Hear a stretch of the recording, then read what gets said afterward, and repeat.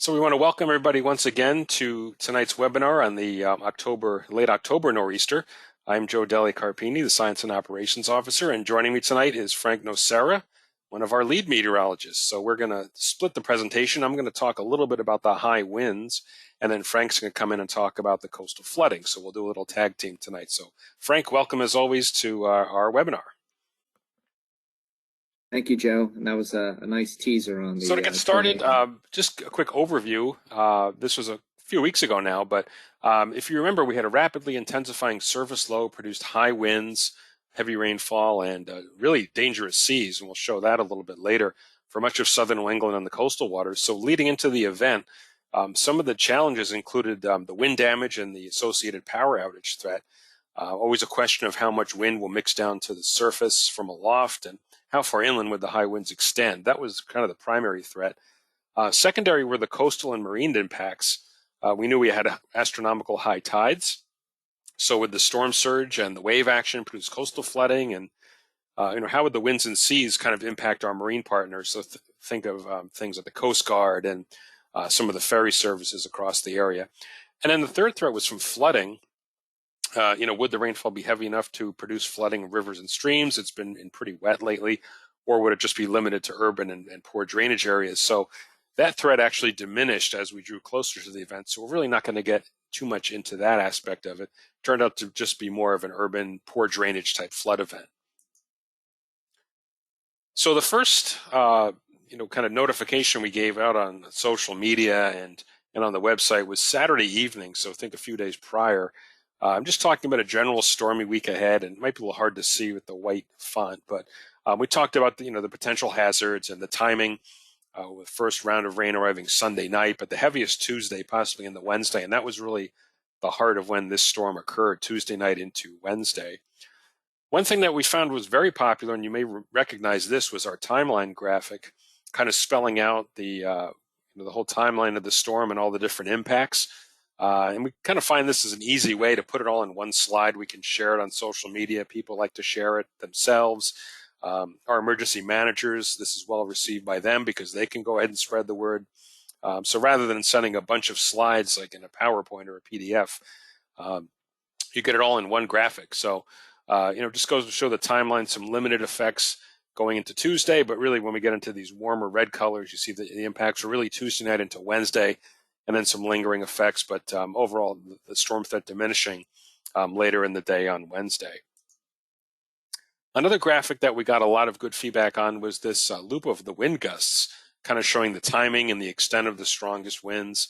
Again, pictures are worth 1,000 words, and this shows very nicely the strongest winds arriving during the afternoon and peaking overnight, with strongest gusts probably closer to the coast here. But also, for the emergency managers who are further inland, they also mentioned that it was nice to see this showing that they weren't under a high wind threat. It was more, 25, 35 mile per hour gusts. So useful kind of in both ways. And yet another graphic we tried out, which worked pretty well, was this table. It's called our forecast sampler, and lists a bunch of different towns and cities across the region. Shows a timing of the maximum wind, and you can see here it's really Tuesday afternoon, peaking overnight and kind of starting to diminish on Wednesday. The one thing we did get, as you can see here, a lot of people on social media wanted their town listed. Obviously, we can't do that in one graphic, but we try and put the higher population areas and throw in a few smaller ones to kind of give representative sampling across the region. So one other thing we did during the storm was to actually show some radar data, and not just the reflectivity where it's raining, but to show the wind. And this was almost 11:30 at night on Tuesday when the storm was really starting to crank and the winds along the coast were starting to pick up. So here's the radar in the center. This is in Taunton. You can see the coast is kind of out over to the right, but you can see over just east of the radar, about 4,000 to 6,000 feet. The winds were 60 to 70 miles per hour here in this orange shading, and so we knew there were strong winds aloft. Some of this was probably going to be mixing down, which it did. So we were able to message, kind of the threats here on the left, showing, what the radar was detecting in real time, and just to put in some impacts as well. So, just another way we can kind of convey information rather than just putting it out in numbers or text. So our first email, this went out to emergency managers on early Sunday morning, highlighting the different impacts from the storm. This is called our one-pager briefing that we send to them, and it's kind of a heads up. And for the more minor events, this is typically what we do, just a one-page summary of kind of what's happening with some of the hazards and impacts and timing, and maybe some of the challenges in the forecast. And eventually, by Monday, we actually went into more what are called formal briefing packages, which are a series of essentially PowerPoint slides that we emailed to them. And those continued through Thursday morning after the storm for cleanup and recovery efforts, restoration of power, things like that, because the states still needed that, especially Massachusetts. And prior and during the storm, we also provided additional briefings over phone to the Massachusetts governor's office, the local towns and cities in Massachusetts. We do those at the request of the state, so we didn't have any requests from Connecticut or Rhode Island. Also, the Steamship Authority, one of our marine partners, they had to suspend ferry service to the islands for well over a day. Massachusetts Coastal Zone Management, we briefed on the coastal flood threat. They actually have what's called the Storm Reporter Network, and they had folks go out and take pictures kind of before and after to show us some of the damage, and Frank will show some of those pictures later. And media briefings too, radio, television stations. We kind of did it all, newspapers. We provided a lot of media briefings as well, which is pretty typical during a big storm like this one. So here's a series of service maps just to kind of show you what the storm did. And this was also, close to the 30th anniversary of the perfect storm, and there were a lot of comparisons to it. It wasn't quite as strong, didn't last quite as long, but took a similar backwards track towards southern New England. It started off here, well offshore. This was Tuesday night. And you can see it kind of tracked toward Nantucket early on Wednesday morning and then eventually pushed south of the region. It did deepen pretty rapidly. The pressure dropped 28 millibars in 24 hours, which does classify it as a bomb cyclone that has to reach 24 millibars in 24 hours. And the lowest pressure was 976 millibars, or 28.82 inches, if you were recording the pressure on your home barometer. So definitely a deep storm, and no wonder it was able to create such high wind along the coast and coastal flooding as well. So I'll talk about the first impact. These are the high winds, and a couple of pictures here from our friend Pete up in Gloucester. You can see a lot of tree damage, and that was fairly common along the immediate coast from Cape Ann, Gloucester area, down across Plymouth County, and across Cape Cod and the islands as well. So here's a loop of observed wind gusts. You can kind of see what happened, and really the expectation was, we were thinking 50 to 60 mile per hour gusts, maybe some 70, as high end going into this. And you can see on the loop, we obviously exceeded that quite a bit. Those purple shadings are over 70 miles per hour. But as it loops again, I want to just show you kind of what was going on. We were at the office that night, and things were pretty much going according to plan, midnight, 1 o'clock in the morning, 2 o'clock in the morning. And then, as we kind of got into the, 3 o'clock in the morning, winds really ramped up fast. You'll see here, they're offshore 10 o'clock, 11 o'clock, but then they really make a beeline toward the coast by about 2 to 3 in the morning. And this is when a majority right here is when all the power outages occurred between about 3 and 6, 7 o'clock in the morning before the winds finally subsided. So it really was about a 3 to 4 hour peak of those 60 to 80 mile per hour gusts. And we first noticed them coming in from some stations around Scituate, and at first, not necessarily believable, thinking, seeing 80 mile per hour gusts, but then more kept coming in from Cape Cod and along the coast. So it certainly was happening at that time. And I'll just go through one more time here. You can see winds really come rapidly onshore by about 3 to 4 o'clock in the morning here, with a peak of over 60 to 70 miles per hour. Here's another map just showing some of the plotted values, and you can see a very sharp cutoff. We plotted 50 mile per hour and higher gusts on this map. So very sharp cutoff almost along I-95 in Rhode Island and Massachusetts. Gusts up to 85 miles per hour along the immediate coast, and even the peak here in Edgartown was at 94 miles per hour. That was about 4:30 in the morning, and that was kind of coinciding with the closest passage just before the low moved near Nantucket. So the interesting aspect was how quickly the power outages ramped up, and you can see a series of images here, starting at 1:30 in the morning, seeing some oranges and reds indicative of greater numbers here, starting to ramp up a little bit more around 3:30, but really between this is 4:47. You see how much it increases here, especially Plymouth County, Cape Ann, Cape Cod. and even more so by 5:15 in the morning. So it really ramped up in about an hour and a half time as those strongest winds arrived. And then you can see also going a little bit later in the morning too. Even a few more outages going by 6 in the morning here, especially again southeast Massachusetts, Cape Ann and Cape Cod, and really by 10:30. I mean, just a tremendous number. We're closing in on 500,000 power outages, just about all of which were confined to the coastal areas of eastern Massachusetts. So just to compare the numbers here, on the left was from the October 7th, 2020 derecho. Remember that line of storms that moved east from New York State, producing widespread gusts of 70 to 80 miles per hour. That was on the order of about 185,000, whereas this storm was nearing 500,000 and just concentrated, again, all in one area. All of these towns in gray had essentially complete power outages. And some of those lasted for a few days, with many areas not restoring power until Friday night or Saturday. So a summary of the peak outages, you can see Connecticut 16,000 plus, the 500,000 in Massachusetts, and closing in on 100,000 in Rhode Island. So we don't want to, think those areas were any better off. But even the next day on Thursday, we still had widespread power outages. Cleanup was ongoing. A lot of downed power lines, utility poles, and tree debris blocking roads. Some areas in Massachusetts weren't projected to have power restored for at least another 48 hours. Ferry services were still canceled or delayed through the next day on Thursday. And 38 schools were closed on Thursday. Many were closed Wednesday during the storm, but 38 remain closed on Thursday due to a lack of power and dangerous travel conditions. So interestingly enough, the high winds affected pilots too. These are some pilot reports we saw Tuesday night, and this was over Portland, Maine. It's coded up, but just to tell you what it's saying, this was an Embraer 75, which is kind of a smaller jet. But the remarks, on coming down on runway 11, the ride was terrible, so it must have been a pretty bumpy landing. They were losing about 20 knots of airspeed on the way down, so not the smoothest landing up in Portland that night either. And just to show a few damage pictures and show, from around the area, Mansfield and Falmouth, pretty typical. Whitman and Hanson, trees down on vehicles. In Weymouth, power poles were knocked down. You can see in Middletown, Rhode Island, a large tree onto a house. Up at Endicott College in Beverly, trees were down on the campus. Fall River, large tree down.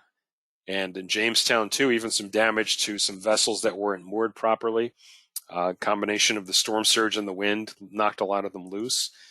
And even here on Martha's Vineyard, you can see Oak Bluff, some trees were down. This looks like Circuit Avenue. And on the right in Vineyard Haven, you can see another boat was washed ashore as well from its moorings. And Nantucket, too, a lot of wind damage, power outages. Trees were down and boats, sailboat ended up there on the beach. And interestingly enough, heard from the Coast Guard, the station Merrimack River, they actually enjoyed this storm because they got to go out for surfboat training. And these were a couple of images that they took practicing riding out in the surf. This is all training, and when the weather gets bad, these are good training days for them to practice in rough surf. So don't think I'd want to be on that boat, but certainly interesting anyway from that perspective. So just to go into a little bit on the forecasting end of this, from the wind perspective, using our situational awareness table, which we like to highlight, you can see this was kind of a well-predicted event by the ensembles, and this includes both the GFS and the Canadian ensembles. You can see a lot of mins or low or in the percentiles for different variables, essentially things like the height. So we know we have lower heights with low pressure aloft, strong winds from the U and the V here, high wind speeds from the wind speed here, low sea level pressure, and a lot of moisture. So the models are all hinting at a pretty extreme event here Tuesday into Wednesday, and ended up being correct.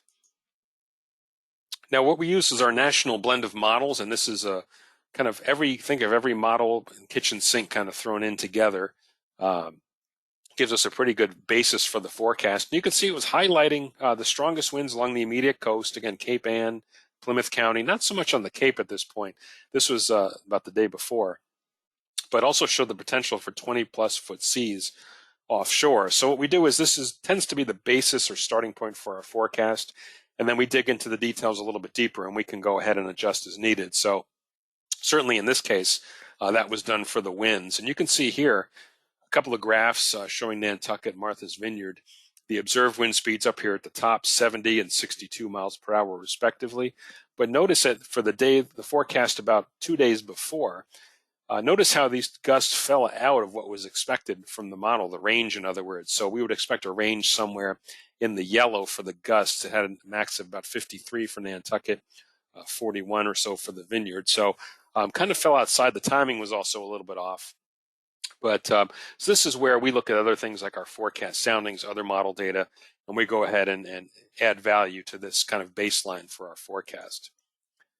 One thing we did look at were the lower level winds. This is about 2,500 feet or 925 millibars. And the NAM model actually had a pretty good forecast, pretty good pinpoint of location for the strongest winds. You can see in the red and the purple, pretty much covering areas east of Worcester County for the 50-knot winds.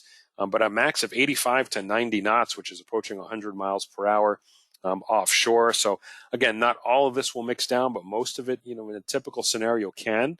So it's really no wonder this area in purple was really our focus for the areas of greatest wind damage and power outages. And speeds came pretty close to that down at the ground level. So I just want to show a few more slides of what we look at for model data. A lot of colors here, so it might be a little bit confusing, but essentially what we're looking at on the left are lapse rates from the GFS and from the NAM. So we're looking at the change of temperature with height, and the warmer colors where you see the yellows and reds, you're having better mixing. And on the right is the wind speed at that level. So this is 850 millibars, or about 5,000 feet. And you can see both models have a broad area of actually 70 knots or greater. So think 80 miles per hour across eastern Massachusetts, Rhode Island, down to the islands. In this big axis here, NAM's got a little bit more, but not all of this was going to mix down because the lapse rates weren't quite so strong. You can see they're less than 5 degrees Celsius. We typically want to see at least 6 or 7 degrees to mix a lot of it down, but nonetheless, you'll mix about 2/3 of this down to the ground. So you're pretty much a lock for at least some 40, 50 mile per hour winds with this event. And just to go a little bit lower now, this is about 950 millibars, so we're a little bit above, say, about 3,000 feet. And again, the same corridor, this is the main point of emphasis, is showing southeast Massachusetts, parts of Rhode Island, and the islands. And the other thing to note are the pressure falls and pressure rises. So we look at these couplets quite often. And when you've got these strong pressure falls and pressure rises behind it, that's a good way to get the winds to come down also, get strong winds from these pressure couplets. So here, this is pretty impressive, actually, showing as the low was tracking toward Nantucket. You're getting 8 millibars in about 3 hours, followed by pressure rises of 7 millibars in 3 hours. So this is a good sign also for strong wind potential in these high wind events. And just one more. This is, again, taking just a look, same winds at 950, 925, also looking at some of the 850. So kind of looking at all three levels at once. You can see they're kind of all painting the picture: southeast Massachusetts, Rhode Island, and the islands, with our couplet here as well. This is off the NAM, and this will be a forecast off the NAM. So just to finish this section, another thing we ran into was data quality control. And, we have many weather sites to look at, many different types of weather stations. So we have our ASOS, automated airport stations. We have WeatherFlow, which is along the coast. And we also have home weather stations that we look at from all of you. So a lot of them, we have to be careful because we don't know the siting. We don't know what their sampling is or their maintenance. Sometimes it's just they're not located in a good area. So in this case, the Provincetown Airport was showing a gust of 61 miles per hour. A nearby Mesonet station was showing gust to 85. So it was determined at this point this was a little bit high based upon some other nearby observations too. So one of the things we do during these storms is in real time kind of do a quick quality control and see what's reliable, what's believable, and what isn't. And here's another example of that here on parts of Cape Cod.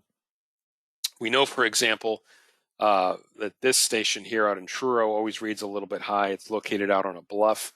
So it does read a little bit higher.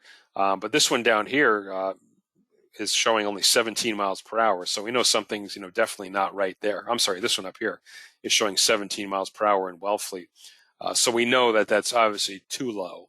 But in this case, doing some quality control, we knew the 63 mile per hour gusts down here in Wellfleet was more correct. So with that, I'm going to hand it over to Frank, who's going to talk about our coastal flooding aspect from the storm. Okay, thanks, Joe. I assume you will drive the presentation. You got it, Frank. All right, thank you. So we're looking at here, this is Easy Street on Nantucket. This is an area that typically floods. It's right near the ferry terminal, but you could see pretty, widespread minor inundation flooding here on this day of the storm. The next slide here, we'll take a look at the tidal graphs, and we'll go slow here because I know many people may not have ever seen tidal graphs before, but the blue line is the astronomical tide. So that's the tide that you would experience if the weather was tranquil, no wind, no surge. That's the astronomical tide. And you can see the peaks are the high tides and the valleys are the low tides. The red curve is the observed water level. So obviously the tide that Joe's indicating there, that's the tide of interest. So you could see the red line is much higher than the astronomical tide. And the difference between the two, that's storm surge, and that's also indicated by the purple line there. So you take the difference between the observed and the astrotide, and that's your storm surge. And for this tide cycle, it was 3.6, which is pretty high. It doesn't really get much higher than 3.5, 4 feet at Boston with these big nor'easters. So that was an impressive storm surge. So you may ask, why wasn't the flooding more severe? Well, the astronomical tide was really low. And an 8-foot astronomical tide is extremely low. To give you an example, about 10 days after this storm, the astronomical tide at Boston was 12 feet, so almost 4 feet higher. So you could see timing is very critical when it comes to these storms. If they come during the high astronomical tides of the month, there's more potential. Also, too, notice with the blue curve there, there's always 2 high tides every day, and usually one tide is higher than the other. We were fortunate that the storm hit during the lower of the 2 high tides. The daytime high tides were about a foot higher, and the night high tide was about a foot lower. So that was also helped minimize the magnitude of the coastal flooding.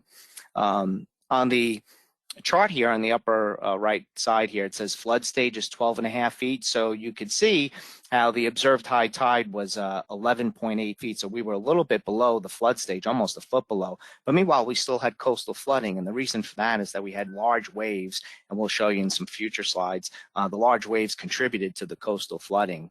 And just one other thing I want to point out here on the historical crest, you see here the highest water level ever observed at the Boston Tide Gauge, which is in downtown Boston near the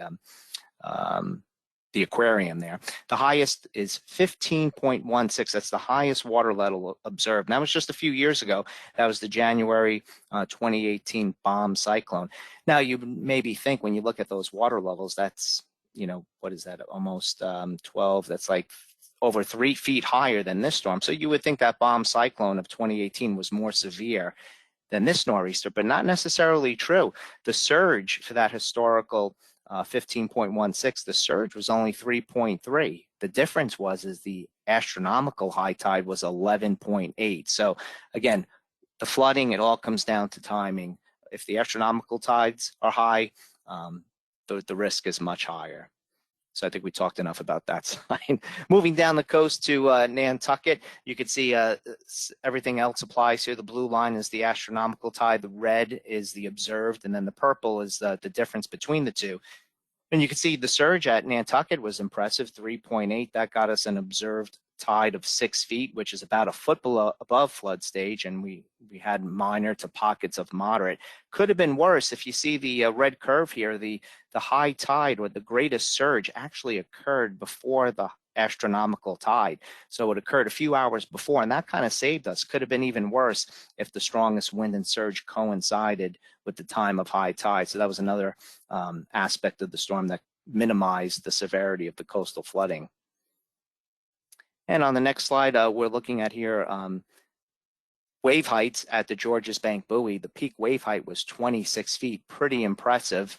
The next slide will show you the Gulf of Maine as well, 27 feet for the peak wave height at the Gulf of Maine buoy. And, these are really, this is almost 3 stories high, 27 feet. But as we get closer to the coast, and it's typical with the onshore flow, the largest waves are a little bit closer to the coast, still in the deep water, but closer to the coast because that's where the fetch is the longest. So here at the Mass Bay Buoy, actually it's the Gloucester buoy, 32-foot seas were observed And these are the highest seas that Joe and I have seen at this buoy. This buoy was installed in the early 2000s. So in the past 20 years, the highest seas observed were during this storm. And the next slide will show you it wasn't just 1 hour. You look here at 2:04 a.m., they were 32 feet. At 3 a.m., they were 31. And then at 4 a.m., they were 32. So 3 consecutive hours of 30-plus foot seas. Really incredible, something we haven't seen before. And to put it in perspective, I have to give credit to Jeremy Reiner, the TV man on Channel 7. He used this analogy that the Green Monster at Fenway is 37 feet high. We had 32-foot waves. That's almost as high as the Green Monster. So the next time you're in Fenway, look at that Green Monster, and that puts those wave heights into perspective. That's what you would be facing if you were out at sea during the height of the storm. So really, really impressive, off the charts. And just down the coast at the Boston Buoy in Mass Bay, still seas 29 feet.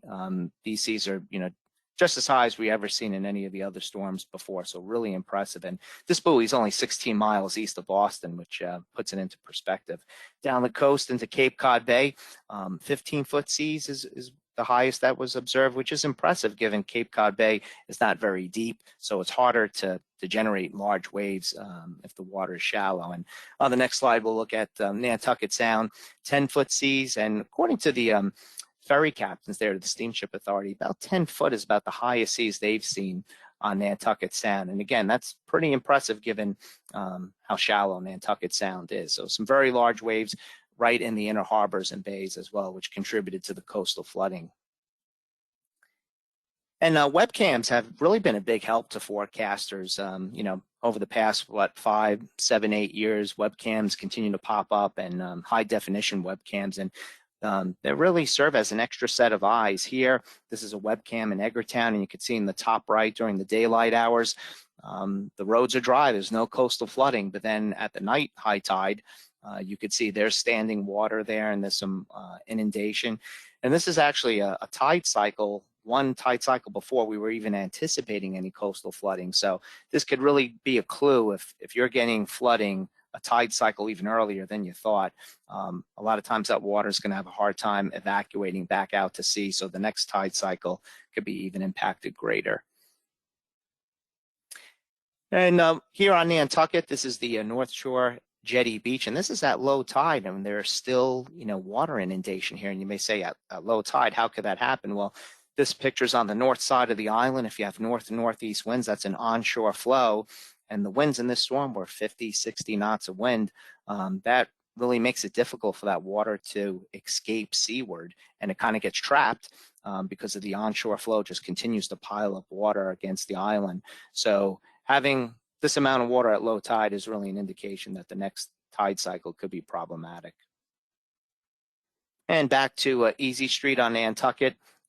Just showing you that this was, pretty solid minor inundation, but other parts of the island did see some moderate inundation according to CZM, which is the Coastal Zone Management of Massachusetts. Now, these matrices we use internally to help us with the magnitude of coastal flooding, and these were developed, I don't know, Joe, what would you say, about maybe 15 years ago or so? Our former MIC, Bob Thompson, he spearheaded this project as well as Joe and other people in the office. So it's basically these matrices are built on a climatology of past coastal flood events. So the way we use them is the left column here is the storm tide, and then on the right is the wave height. So for example, Situate, we know that the storm tide, the observed storm tide was 12 feet. And the Boston Buoy had seas of 29 feet, so we'll round up to 30. So according to these matrices, Situate should experience moderate coastal flooding, and we did have pockets of moderate coastal flooding in Situate. So the matrices worked really well for Situate.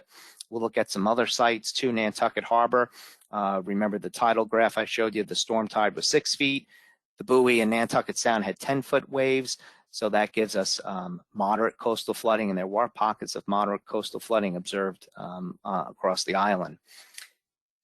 And in Sandwich, Dennis on Cape Cod, the storm tide was about 13.3 feet. And if you remember, that buoy in Cape Cod Bay had 15-foot seas. So if you use a 13-foot storm tide with 15-foot seas, that gets you into the minor moderate category. And that was what was observed across Cape Cod. So this matrix is very, very helpful. And again, they're built on years and years of coastal flood events. Some more pictures here from the Vineyard. The top left is the Seaview Avenue at Oak Bluffs, and you can see some waves crashing over the seawall. Now, again, if those astronomical tides were higher, those waves would have a higher platform to run up, and really there'd be a lot more water on that road. And then on the right picture here, this is Five Corners Vineyard Haven, showing you inundation, pretty minor inundation, but widespread. This is in Sandwich on the Cape, and this is really an impressive picture if you think about it, because Cape Cod Bay, you don't think about large waves, but you could see here that part of this deck encountered some pretty rough surf. So obviously this picture was taken during low tide, but if you can imagine that high tide, the water levels were higher up, and then again, the buoy in Cape Cod Bay was indicating seas up to 15 feet. So you had good waves running up the beach and destroying part of that deck. If the astronomical tides were higher, the deck that's attached to the house, I'm pretty confident would have pretty severe damage. But again, astronomical tides were lower, so not allowing the wave run up the beach as much. So really very fortunate the astronomical tides were low, or else we would have had much more destruction along the coast.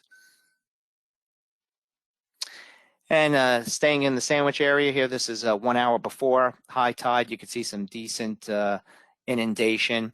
And typically with the flooding, we usually experience, 2 hours either side of high tide is when the flooding occurs, 2 hours before and 2 hours after. So it's really like a 4-hour window that the coastal flooding gets maximized around high tide. And even the North Shore in Newburyport going up towards the New Hampshire border, you could see, pretty widespread minor coastal flooding 20 minutes after high tide, and even 1 hour after high tide, there's still a lot of standing water there. So the whole coastline, right from the Massachusetts-New Hampshire border, right down to Plymouth County, Nantucket, Martha's Vineyard, the entire coastline was impacted by this. So some key takeaways. As far as DSS and messaging, as Joe alluded to earlier, we received some positive feedback from our emergency managers and the public on that hazard timeline graphic that Joe showed, and even the max wind gust loop graphics really help, visualize what's going to take place. And even the hourly wind gust table, we got some great feedback on that, and a great suggestion from the public that maybe we should include some more coastal locations in that chart, especially where the higher winds are expected. So that's an easy fix on our end. High wind warnings verified really well, and even the high wind watches. I know kudos to one of our forecasters, Hayden Frankie, put out a high wind watch on Sunday, and the storm actually hit late Tuesday night, Wednesday, so days and days of lead time. Wind gusts were, pretty much right on track along the coast. Winds did struggle farther inland, but in hindsight, the wind gusts may have been a little bit generous with the aerial extent, but it's pretty tough to show the winds dropping off dramatically as you go inland. But when you have 80 knots of wind at 3,000 feet, the potential is so close. I mean, 3,000 feet above the ground is a pretty short distance. So. And other takeaways, coastal flooding, we issued coastal flood advisories, they verified, and they were mainly issued due to the potential for erosion. You saw from the pictures, we did have some erosion. The key really to this was, even though water levels were below flood stage, we had such large seas that compensated for the water levels being below flood stage, and that resulted in coastal inundation and coastal flooding. And again, those sea heights that we saw at the Gloucester buoy, 32-foot seas, we've never seen waves that high before, so extremely impressive and very fortunate those astronomical tides were as low as they were. And then Joe touched on this earlier about quality controlling winds. Every wind measurement instrumentation is different. ASOS's or a 3-second wind speed average gust, and every instrumentation is slightly different. So really have to do due diligence in quality controlling our winds. And even as Joe was saying too, some of the sites, the sampling, the site issues, some instrumentation has different exposure than other instrumentation. So sometimes it's not apples to apples. And I think that's it. So I guess it's a good time to take questions. All right. Thanks, Frank. Appreciate your help tonight. And yeah, we can go through and answer some questions here. So let's see. And Frank, feel free to jump in on these. From Samuel, did the winds overachieve with the storm along the coast, the South Shore area, and the Outer Cape? Was that the most uncertain part of the forecast? What do you think, Frank? I think the winds were pretty close. I think as you went farther inland, we were too generous with the wind speeds farther inland, but um, I don't know. I think they were pretty close. I think they might have seemed like they overachieved, Yeah, but that I had to think do with the leaves on the trees and the impacts right. being greater. I know. I think we were messaging at one point 75-mile-per-hour gusts, and yeah, we got some. We even got that 94, and some in the 80s. So yeah, they got a little bit higher. Yeah. But the funny thing is, and Frank, we've been down this road so many times. When you see something on that like situational awareness table where everything is so anomalous, the models will underdo what really happens in reality. So, we almost have to take what the models show you and even go a little bit higher. I think we've seen that kind of time and time again, whether it's snowfall, rainfall, wind gusts. Would you agree on that? Yeah, I would. And then the other caveat too is that these northeast winds seem to overachieve as well. I mean, we saw it with the Christmas storm a year or two ago. Those strong southerly winds kind of underachieved a little bit, but these northeast winds always tend to overachieve a bit. Right. And those big pressure falls too, I think can help Yeah, that get was a that really wind. good point. The Yep. pressure falls. Yeah, that helps accelerate the wind. We learned that from you, Frank. That was your study back in the day, right on the high wind events. So, Yeah. all Yep. right. Let's see. From Peter, how are wind speeds measured well offshore? And Peter, you're probably talking about the loop that I showed.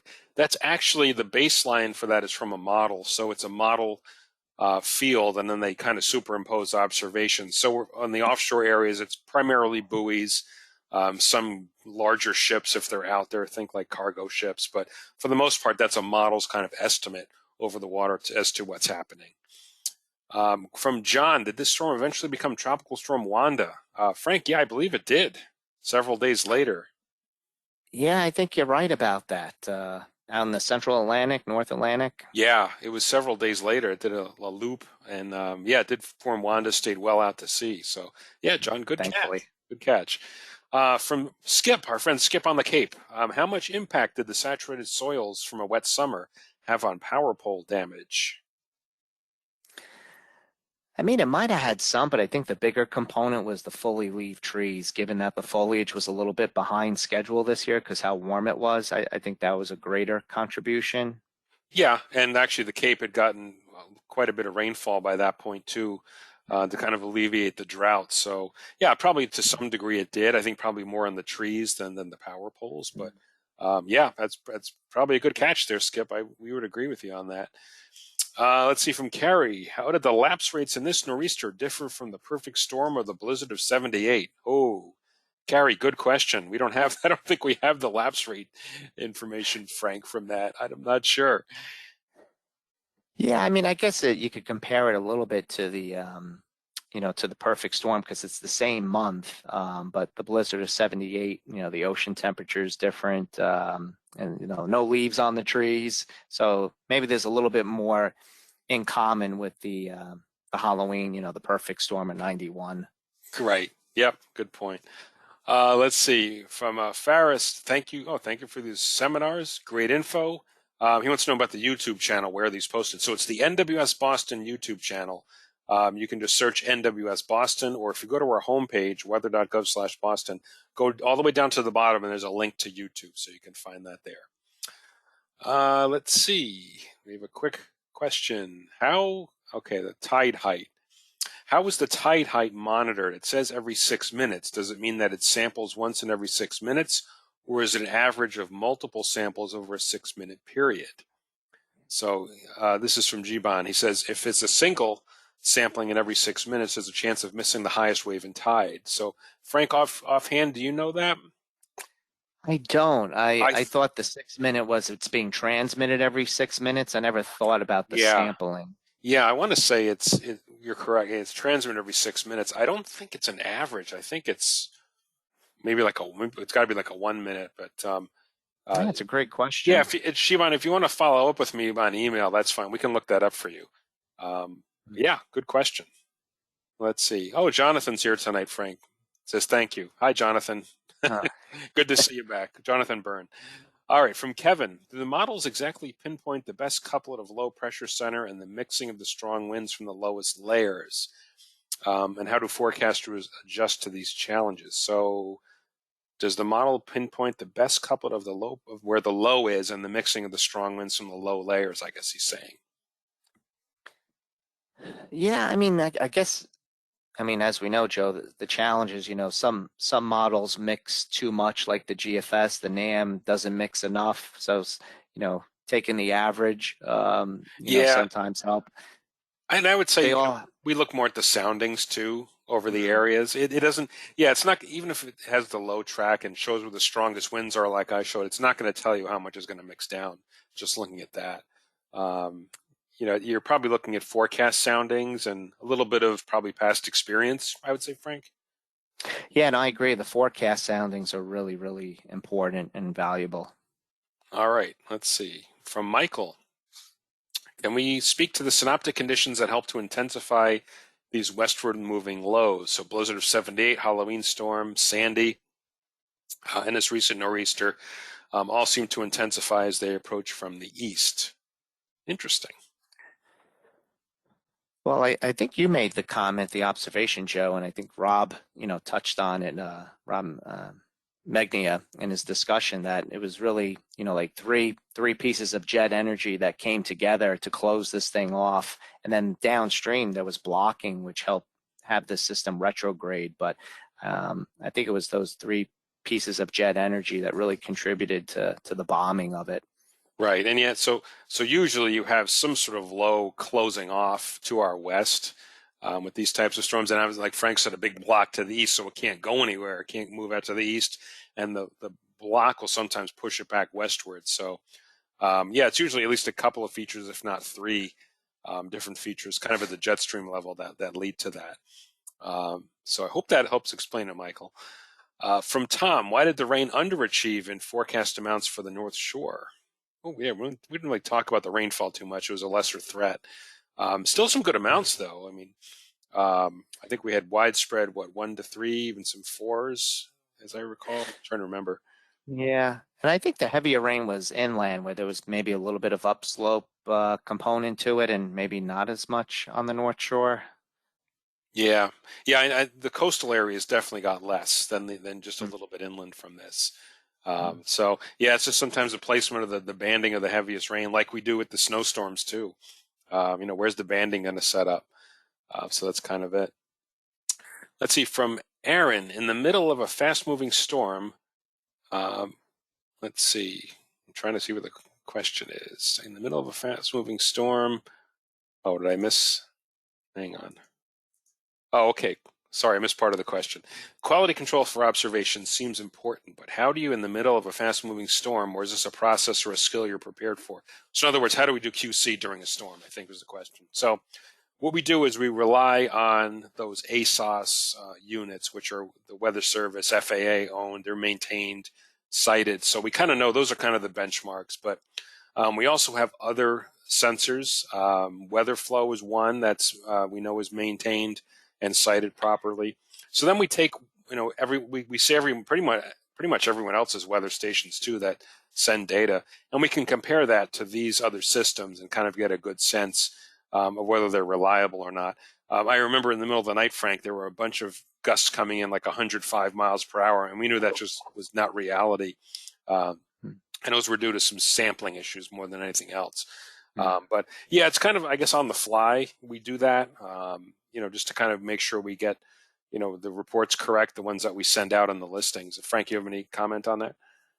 No, I think you touched on it, and especially like when it comes to rainfall or snowfall. I mean, you're always checking what the model's forecasting, 6, 12 hours, into its cycle, and comparing it to radar and satellite and seeing how it's matching up. If it's not forecasting, if it's not doing a good job 6 to 12 hours in its forecast run, well, model error grows with time. So if it's not doing well initially, it's probably going to get worse with time.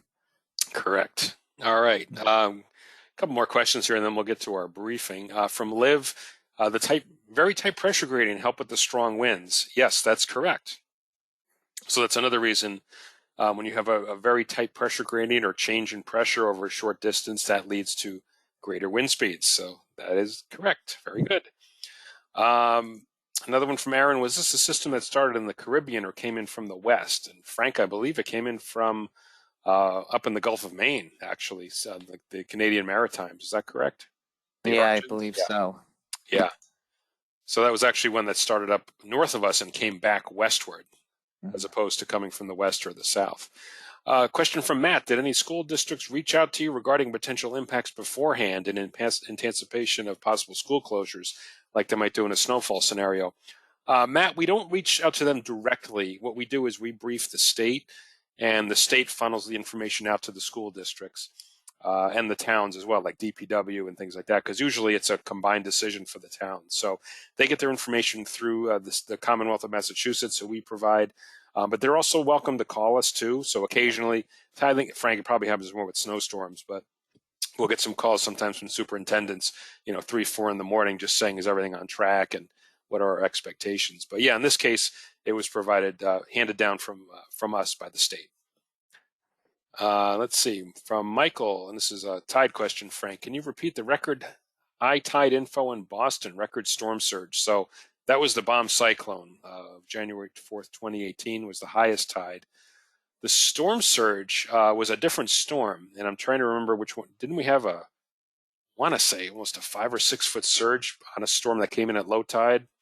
Yeah, I think and it came in at low tide. You're correct about that. And that was, So I want to say, timing is so. Yeah. yeah, was that 2013? February 2013? Sounds right. Yeah, Hayden would know right off the bat. But yeah, actually the highest surge was, I think it was close to 6 feet, but it came in at low tide, and there was really no impact whatsoever. So, but imagine if that came in on this storm with an 8-foot tide, we would have been over 14 feet. So, Yeah. like you said, timing is everything. Yeah. Time sensitive. All right, just a couple more here, and then we'll move on. G-Bomb wants to know, in the coastal flood advisory during storm events, do you couple rain runoff flooding from inland to seawater flooding? I'm just curious because in the storms we get higher rainfall. We do take that into account. We're not able to necessarily model that, although the River Forecast Center can, on the Merrimack River, the Connecticut River, and even the Pawcatuck down in Westerly. But for our coastal impacts, we pretty much will kind of use that as just kind of in the back of our mind that when there's heavy rain, the tide, you're getting more inflow into the bays and sounds, and it's harder for the water to actually depart in between tide cycles. I think around Frank, around Narragansett Bay, that's primarily an issue. The different changes there. And even southeast Massachusetts, if you have really high astronomical tides, we've seen Fall River and New Bedford actually have some draining issues. If you have a lot of freshwater flooding, we've seen that in the past. Right. Okay. From Tim, and then just one more. We'll do one more after that. Did the nor'easter have any similarities to the wind field from Hurricane Sandy going extratropical? It seemed to have a very strong wind field when it came ashore. Yeah, in that aspect it did, but I believe, Frank, the area of strongest winds was much, much less with this particular storm than from Sandy, if I recall. Yeah. And that's because you've got a tropical system. When it goes extratropical or becomes like a wintertime low, the wind field expands. But in this case, it wasn't quite as expansive. And I think even for Sandy, wasn't the high pressure up to the north was like 1040. I mean, that really just helped squeeze the pressure gradient even more in Sandy. Correct. Yeah. So similar impact, but yeah, not quite the aerial extent of the wind. All right, Frank, and then we've got a coastal one for you from Kevin to wrap up here. Does the depth of the ocean and shallowness play in the wave heights near the coast? Good question. Yeah, and that's why we see like in Nantucket Sound and Cape Cod Bay, as the water gets, if it's shallow, you can't sustain. I mean, it kind of limits the height of your waves. You need deep water to sustain large waves. When you get closer to shore, and the large waves start to feel and interact with the ocean bottom, that's when they begin to slow down. And when they slow down, they start to tilt over, and that's when they break. So you need deep water to sustain very large waves. All right, so that'll do it for the questions. Frank, thanks so much for all of your help and insight.